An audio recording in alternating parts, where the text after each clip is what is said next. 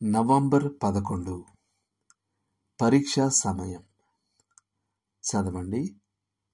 కొరింథీయులకు రాసిన 2వ పత్రిక 10వ అధ్యాయము 12 నుండి 18 వరకు.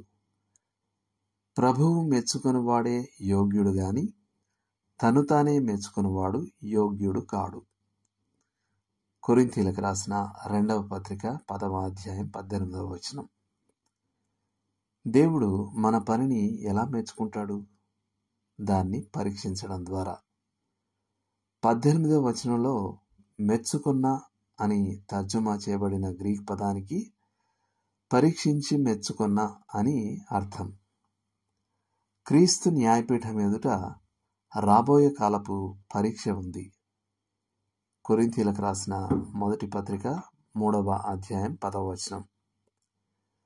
కానీ ఓ ప్రస్తుత పరీక్ష కూడా ఉంది. గడిచిన అనేక సంవత్సరాల్లో ఆర్థిక నష్టాలతో, తప్పుడు సిద్ధాంతాలతో, సంఘాన్ని నడిపించాలనుకునే గర్విష్ఠ నాయకులతో, మార్పు అనే సవాలు చేత పరిచర్యలెన్నో పరీక్షించబడటం నేను చూశాను.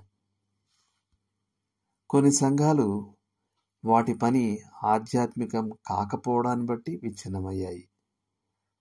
ఇతర పరిచర్యలు వాటి శ్రమల కారణంగా ఎదిగాయి, మరింత స్వచ్ఛంగా, బలంగా మారాయి. మరియు దానంతట్లో దేవుడు మహిమపరచబడ్డాడు. తప్పకుండా మన పరిచర్యలు రికార్డులు నిర్వహించాల్సిందే, నివేదికలు జారీ చేయాల్సిందే. కానీ మనం గణాంకాల ఉచ్చులో పడకూడదు. మరియు సంఖ్యలు మాత్రమే పరిచర్యకు కొలమానాలని తలంచకూడదు. ప్రతి పరిస్థితి ప్రత్యేకమైంది.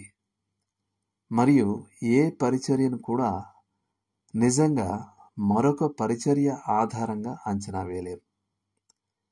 ముఖ్య విషయం ఏమిటంటే, దేవుడు మనల్ని ఎక్కడ ఉండాలనుకున్నాడో మనం అక్కడ ఉన్నాం.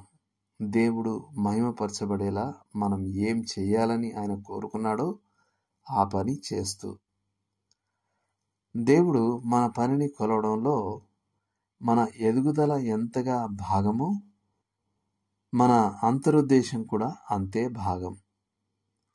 అతిశయించువాడు ప్రభువునందే అతిశయింపవలెను. కొరింథీయులకు రాసిన 2వ పత్రిక 10వ అధ్యాయం 17వ వచనం. లోతుగా ఆలోచించాల్సిన విషయం.